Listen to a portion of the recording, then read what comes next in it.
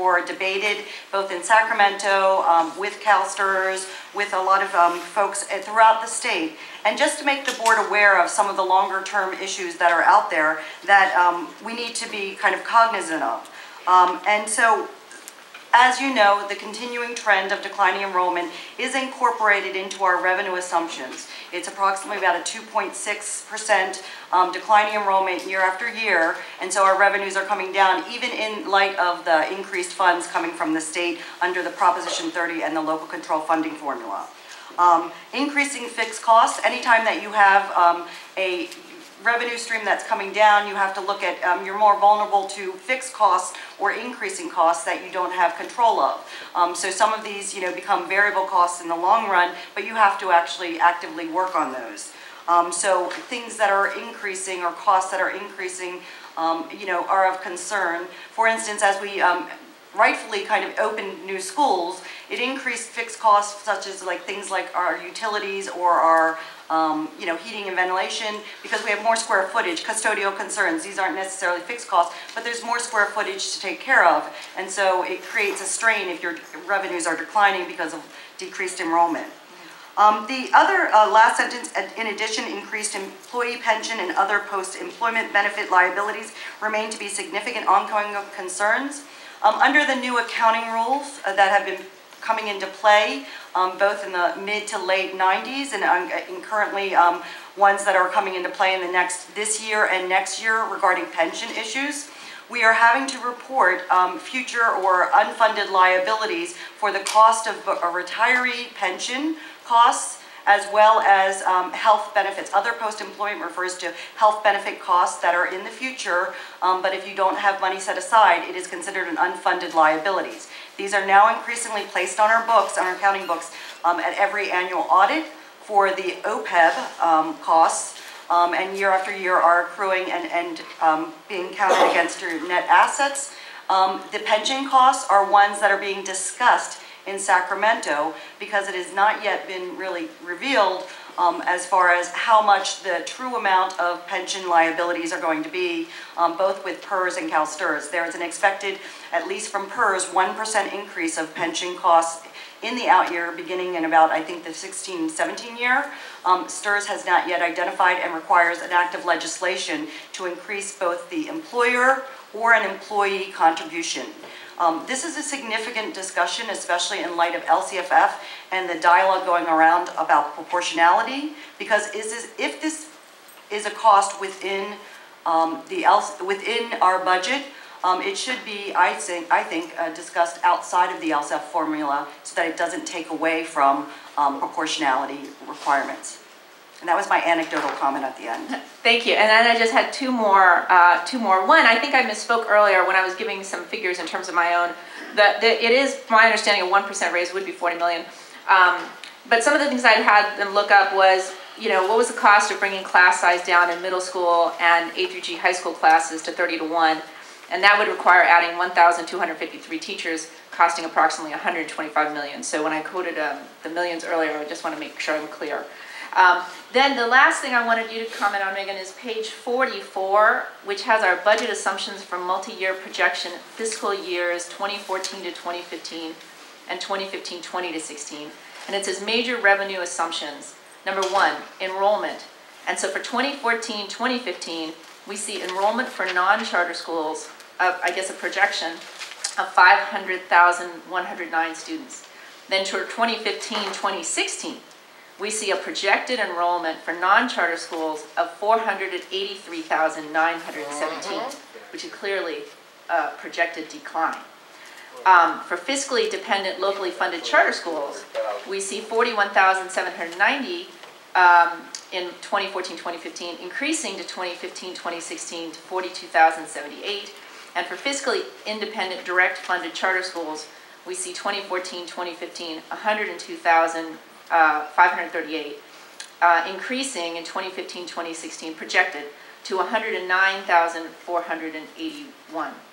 I was just wondering if you comment on those numbers as well. In terms of how does this impact our fixed costs and particularly pensions, et cetera, things like that? So what you are referring to is on page 44 of the second interim report. We try and outline all of the assumptions that are in our revenue and our expenditure information that we use to build kind of like the out-year forecasts. And again, this is in preparation for June when we do a final budget, and April when we talk about the budget deliberations. This is helpful information to use as we build the budget. But for this purposes, we are showing in 14-15 and 15-16 about probably a 2.6% decline, and this has been an ongoing decline in enrollment. Part of it due to what you referenced as far as the charter information, probably about 44%, due to movement to charters. The other portion of the decline, the majority of the decline, is really just due to demographics, and that's primarily birth rate demographics and other things like that.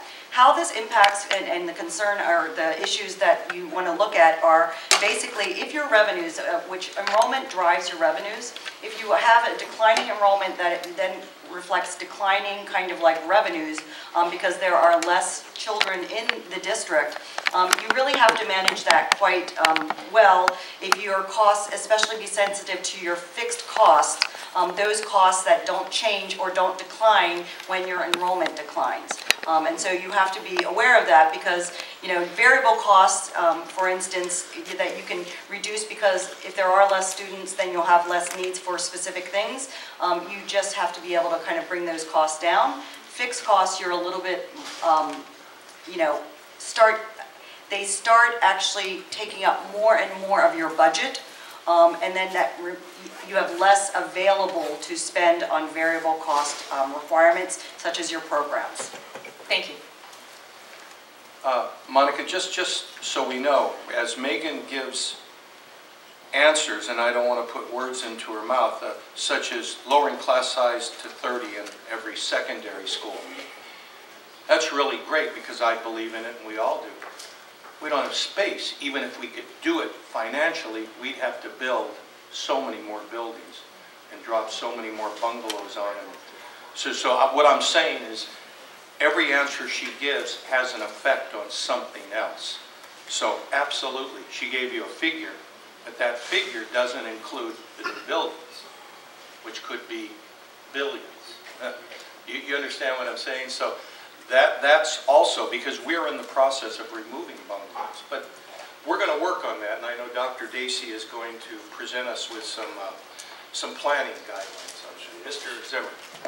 To further explore just for a moment the question of declining enrollment, you're basing these figures, just to make sure of your calculation, Megan. These are largely based on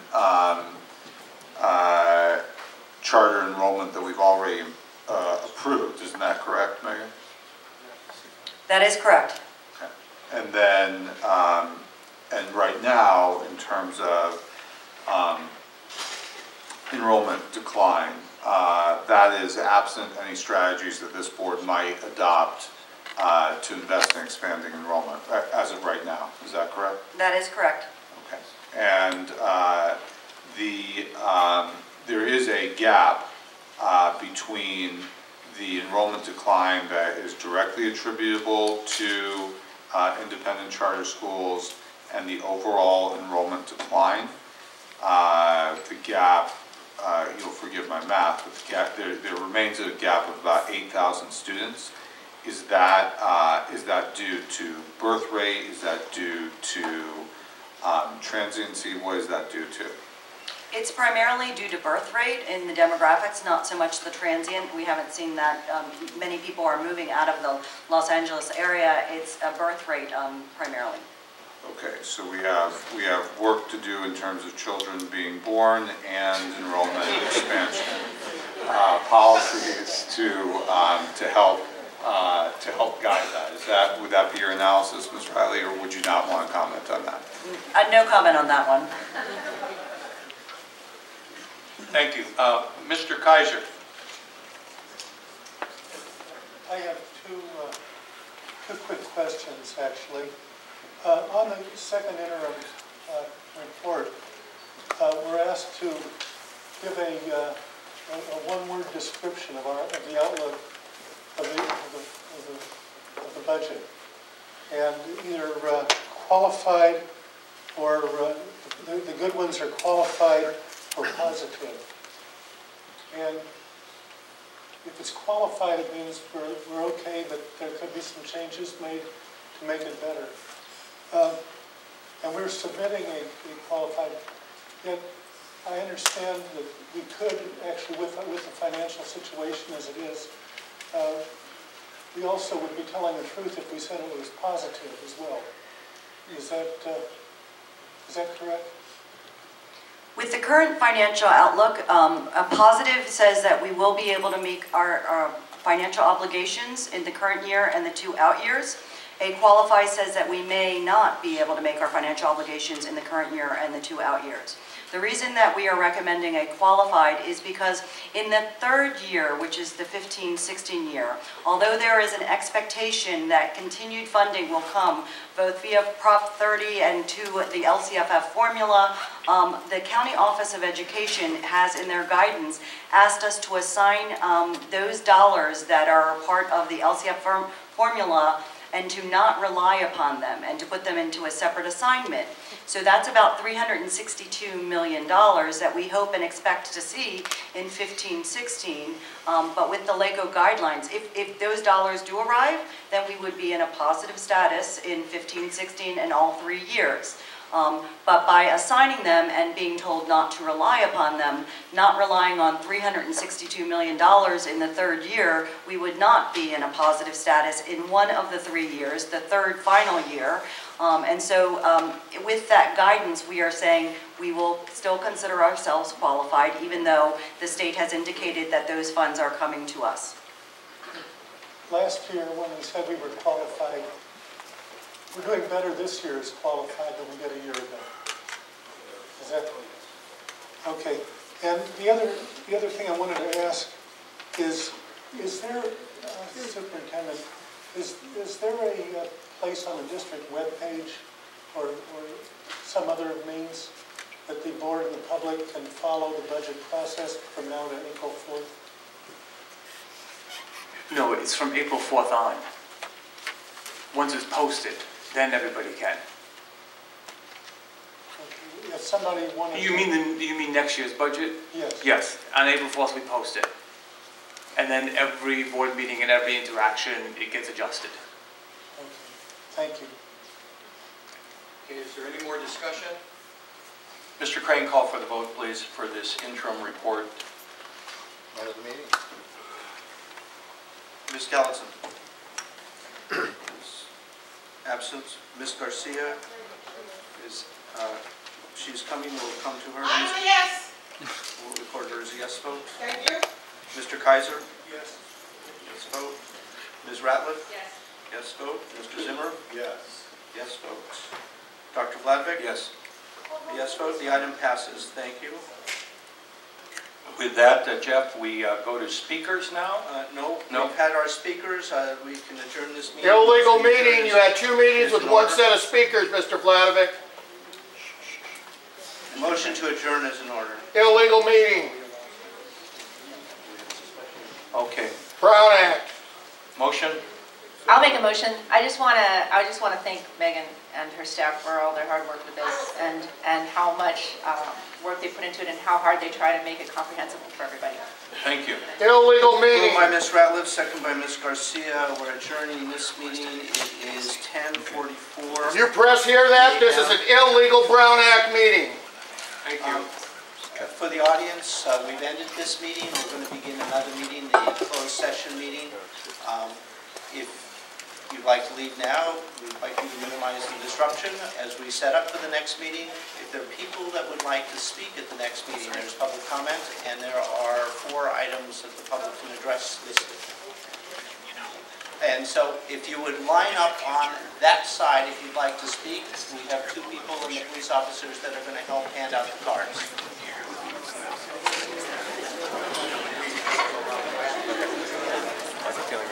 Might be able to get some.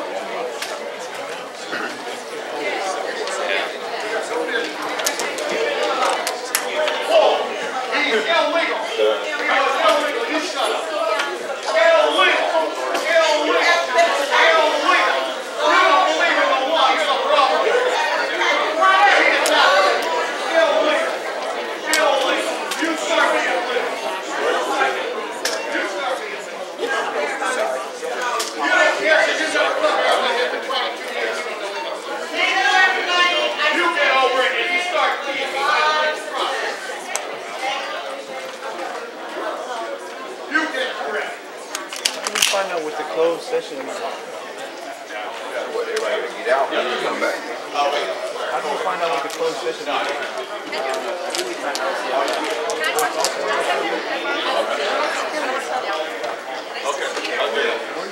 So you're going to be there Thursday night, right? You're the good ones.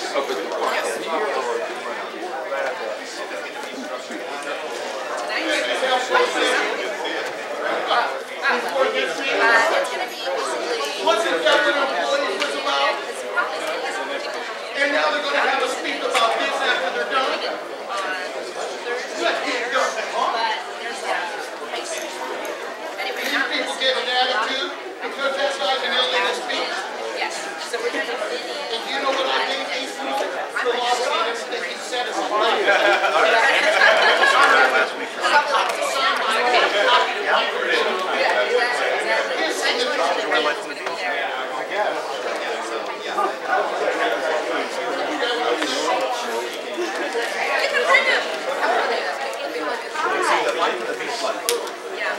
When's the next meeting open up, man?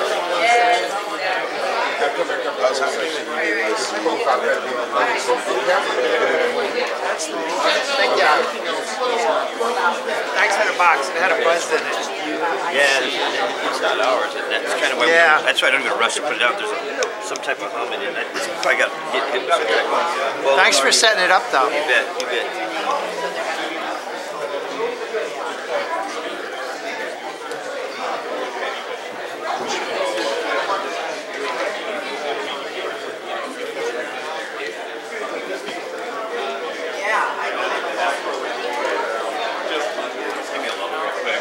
This meeting isn't even listed. You guys know that? It's another.